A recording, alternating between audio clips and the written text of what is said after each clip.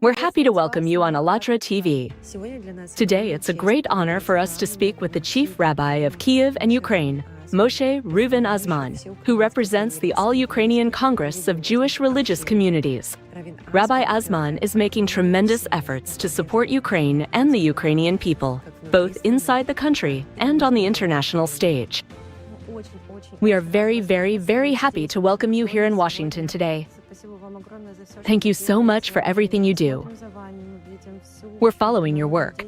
We see all of your international activity and everything you're doing to make sure that assistance is reaching Ukraine and the Ukrainian people. Thank you very much. Thank you for inviting me to this broadcast. Well, first of all, not everything I do. This is only a small part, so to speak. It's not that I kind of boast about it. I believe that every person in such a difficult time, in a time of war, is obligated to do everything they can, and even what they think they cannot. That is why I try to do both what is visible and what is invisible. Because when a person believes in what they are doing, when they are present, and see that many people are facing danger to their lives, that people are suffering in tragedies, then here one cannot, so to speak. One must not be shy. One must set things aside. Even among us, the study of the Torah is set aside, and people roll up their sleeves and go out to save lives. That's true. And here, before asking the next question, I'd like to mention at least a small part of what you've done. You're really doing an incredible amount of work, both visible and invisible, as you said. You also lead a large volunteer center at the Brodsky Synagogue, which has coordinated the evacuation of more than 40,000 people from active combat zones and provides food, medications, and first aid supplies to civilians and hospitals. You also founded the Anatevka shelter village in 2014, which provides housing, medical care, and education for displaced people. And through your organization, you've essentially built a community infrastructure in Ukraine, including a public cafeteria, a school, and other essential services. And so, what do all of these initiatives mean to you personally? And what values, what inner convictions truly drive you when you do all of this?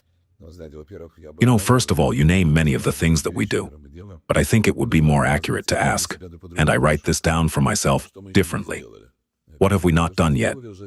That's what I write. Meaning what we have done, we have already done, fine. But what we have not done, maybe there is still someone. How many people are still left without our help? How many still need assistance? What drives me is what the Torah, our holy Torah, teaches. First of all, that when people are in trouble, a person cannot remain indifferent, cannot sit and say, "This doesn't concern me." In other words, if you are walking past a river and you see a person drowning, there are many people who would simply say, "Oh, I'm late, someone is waiting for me, so what if he's drowning? What does that have to do with me?"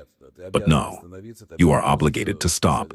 You are obligated to rush in and save that person, because the worst thing possible is indifference. Coldness and indifference. And when people are cold and indifferent, that often leads, well, to wars. When some are indifferent, then tyrants, for example, begin to act and do whatever they want. That is what inspires me.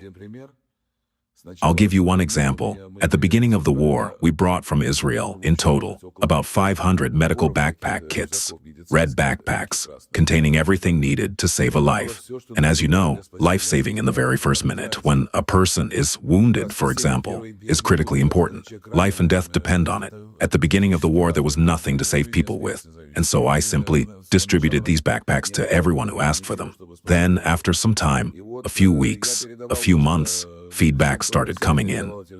People began to say, "Thanks to your backpack, one person was saved."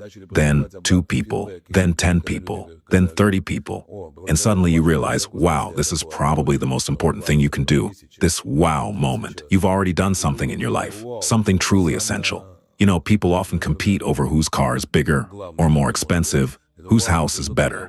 And I say, let's compete instead in who has done more good and done it better. Sometimes people ask me, "Oh, is he doing PR?" No, I'm not doing PR. I don't need PR. It doesn't make my life better. So why do we share all of this publicly? To tell people, let's do better than I did. Odi, let's do more. Because there are so many people who need help that even you, and you, and you, all of us together still won't manage to do everything. That's why we have done what we could. And we will continue to do more, and to do it better, and with higher quality. I believe it's true that this is the best kind of competition there can be. That's true. Over the years of your life's work, you have truly helped an enormous number of people in Ukraine. And is there some particular story that especially stayed with you? One that you encountered and that strongly influenced your view of the world overall? You know, there are many such stories, actually. I can't even single out one in particular. Since the beginning of the war, I have been under heavy shelling. At times, there was a real danger to life, and not only to my life. My grandchildren were there, for example. Children, grandchildren, and hundreds of refugees. Elderly people, women, children. And in moments like that, you completely rethink your life. When you realize that money, for example, suddenly no longer matters, that it's lost its value. To save a person, you can give any amount of money. In my case, I had money, and I paid when it was necessary to evacuate people from combat zones. From places where people were sitting in attics, in basements, and people were naming crazy sums because no one wanted to go and rescue them, and I paid. Because what is saving a human life, and what are pieces of paper? So for me, that was the most significant period of time, when it becomes very clear to you what truly matters in life and what doesn't. Moreover, there is something else that is particularly important. I met many people who revealed themselves. In war, people reveal who they truly are. Either their good essence comes out, or the opposite, and the overwhelming majority were people about whom I would never have said that they would become heroes. And suddenly, a person who is quiet, modest, whom no one noticed or heard, suddenly shows heroism. I saw many such people. I think that is what has influenced me the most. It is known that you helped organize the visit of Pastor Mark Burns to Ukraine, the spiritual advisor to Donald Trump. Could you please tell us why you felt it was important for him, as a religious leader, to see the situation in Ukraine with his own eyes? And overall, do you consider spiritual diplomacy a key tool for solving global problems? That's a very good example, because my friend Rabbi Yaakov Lichkin introduced me to Mark Burns. We went to see him where he lives, in Greenville, North Carolina. We met him and talked. I suddenly realized that much depends on spiritual leaders, because people believe them, people trust them. I met with him 3 times in America. The second time at President Trump's inauguration, he invited me to speak. I spoke to about 1,000 people then, and that was very important to me. We met again after that. By the way, the third time we met was here, in this place. I told him, come to Ukraine. Come see with your own eyes. One thing is, when you tell someone, a person might believe you, but then say, well, I don't know, maybe he's right, maybe he's not sincere, maybe he's hiding something. I told him, I'm not hiding anything. Fly over and see it with your own eyes. When he came, I met him. He arrived and we started in Anatevka, our little miracle town. From there, we went to Bordyanka, Bucha, and Irpin. After seeing it all with his own eyes, everything changed for him. Because before that, he says himself. And that is, by the way, a commendable quality. Yes, I was wrong. I was against helping Ukraine. Not many people will say I was wrong. But he found the courage to say it. Then we met with leaders of religious denominations, and they laid out documents for him, showing how many religious sites and homes were destroyed, how many clergy were killed, how many Ukrainian children were abducted by Russia, and so on. Everything was documented and verified. When he saw all of that, and we also went to a hospital, met soldiers and talked with ordinary people, everything was open. No one deceived him. It was, go, see, talk to the people. And in 2 days, his outlook changed. He came back and began to say that America first means helping Ukraine. It doesn't matter which party, it doesn't matter who the president is. You must help the heroic Ukrainian people who are defending their independence and democracy, and in effect, defending other countries too. I'm grateful that he came and saw everything and that he continues to speak the truth every day. I really thank him for that. I believe we should bring as many people as possible. Just recently, I was in Israel at the Wailing Wall, together with Ukraine's Deputy Prime Minister, Taras Kachka. A delegation was at the wall, and we met thousands of pastors who had come from America. We met them there, and among them was an acquaintance of ours, also a pastor, Michael Evans. We told him, "You came to support Israel, and now please come to Ukraine. Bring 1,000 pastors, even 500, 300, however many you can bring. They will come and see with their own eyes, and each of them will then tell the truth to their congregations.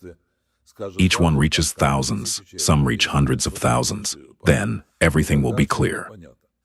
That's why it's so important to bring people, because hearing and seeing are two different things. Hearing is important, but when someone sees it for themselves, there's no arguing with someone who has seen it. That's true. Thank you so much for everything you do, for what you've already done, and what you keep doing. It's a great honor for us to continue this work. Essentially, carry on your mission by recording Pastor Mark Burns' speeches and spreading them here in the United States, in Ukraine, and everywhere else. So thank you very much. I have one more question for you.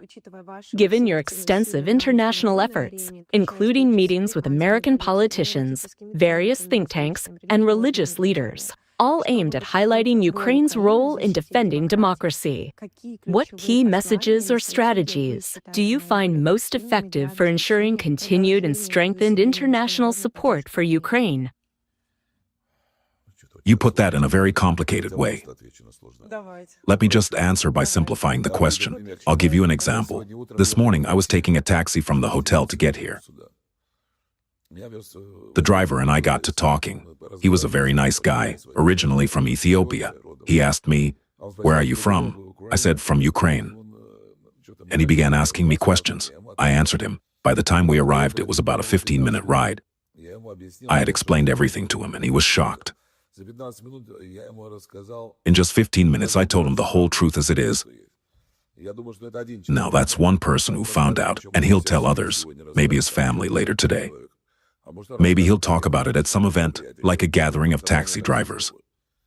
And then those drivers will tell it to the people who ride in their taxis. Thus, we never know the impact. So, my principle is this. I come somewhere. I have my own connections, people I know, and sometimes things just happen with God's help. Today, for example, I called some friends and said, "Help arrange a meeting for me with a certain person, a well-known, very influential individual." Unfortunately, I don't have direct access to him, and I don't need a meeting just to say, "Hello." I don't need a photo. I need someone to tell him that I'm a serious person who speaks the truth. So they called me back and I said, "Please pass this on to him. Tell him I want to meet. I work with the Almighty. I carry the truth. I just want to talk. I'm not a politician. So I don't know exactly how it works, but I've seen it happen throughout my life when I speak the truth. It is said in the Tanakh, 'Send your bread upon the waters, and it will come back to you.' Sometimes you throw something into the sea, and it suddenly returns to you, later in a completely different form. That's why our job isn't to do the math, to sit there calculating, oh, will this work? Won't it work? How much have I done? What have I achieved? That's not what I do. Right now, there are many people in Ukraine and really all over the world who are very negative. Why? They say, oh, what will tomorrow bring? There's no way out. The war has been going on for 4 years. Everything's bad. They're destroying the infrastructure. But that's the wrong mindset. Right now, we are lighting the Hanukkah candles. Every day we add one more candle. This means we should add more light. There's no point in saying whether things are bad or not bad. That's not up to us. What is up to us is doing good. If each person does something good, then each person's candle can turn into a massive flame. And the advantage of light over darkness as I always say, is that even a little bit of light drives away a lot of darkness. That's my principle. So let's say I come to Washington. I have some meetings lined up, some planned, some unplanned. Often when I arrive, I start with the scheduled meetings. Sometimes they work out, sometimes something falls through, and then suddenly, out of nowhere, another very important meeting comes up. Well, like the one with Mark Burns. I went there to discuss one issue, and then my friend told me, let's go visit a pastor. There's a guy named Pastor Burns.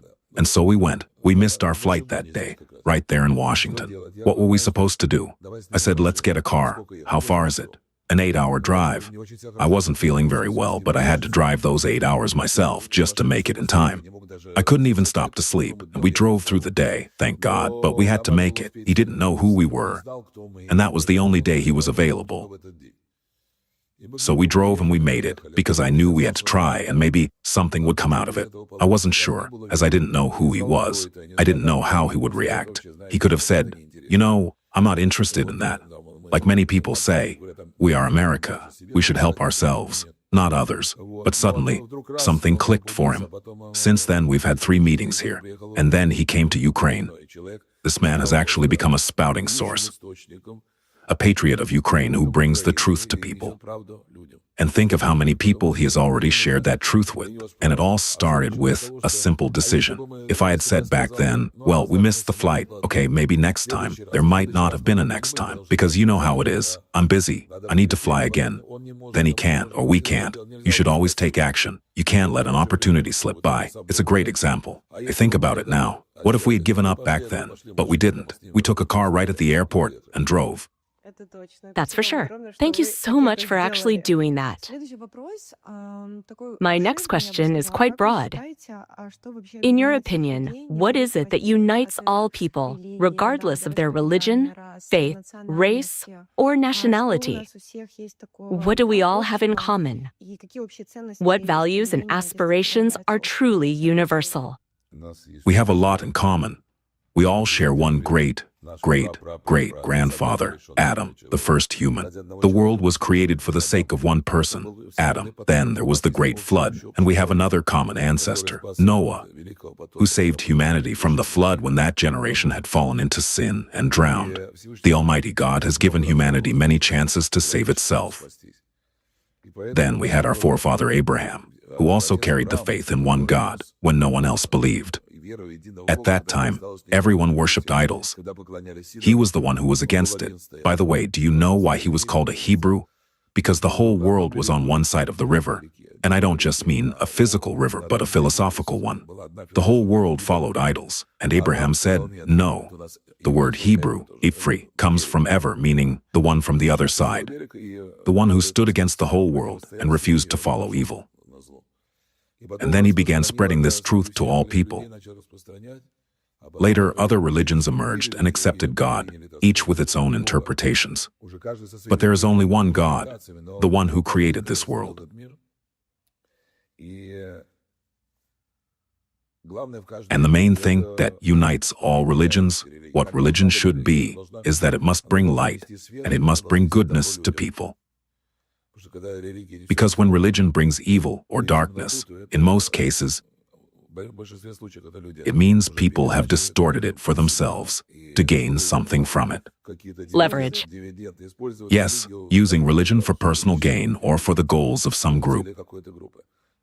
In reality, as I said, our forefather Abraham, the founder of our religion, how did he start?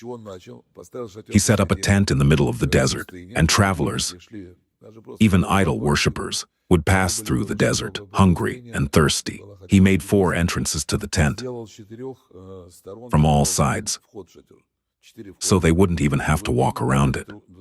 Why? Because they were exhausted. He fed them, gave them water, all for free. The only thing he asked was that they thank God, who provided all of it. So, if all religions unite to do good instead of, well, if they don't do good, it's not really religion anymore. I'm not saying that they have to merge into one. Each faith should maintain its own path, but it must bring light, not darkness. And then everything will be good. Absolutely. If you had the chance to give one piece of advice to the whole world, especially to the young generation, something every person would hear, what would you say? Well, think about why you are living. Don't just close your eyes to it. Really think, what are your values and what are they for? For instance, I was thinking today, most people live with the goal of making more money, gaining some respect, or things like that. But I believe there are different priorities. I was holding a funeral the other day, back in Kyiv. People were crying. At every funeral I lead, I always say, a person takes nothing with them when they go. No gold, no money, no jewelry, no cars. So what do they take? They take only their good deeds. What they've done. Why? Because when a person leaves this world, they take nothing material. I show people examples. Let's say someone built an orphanage, and there is a sign saying this person built it. Or there's that building still standing. Someone built it 100 years ago, but no one cares about what that man built for himself. Thank God we have a commandment to provide for our families and to do good. But how much good a person did for others, that's what they take with them to the Almighty. And there, they receive their true reward. Not with money. Let's call it a true reward, given from the heart. So, people, think about why you're living, where you came from, where you're going, and before whom you will ultimately have to give an account.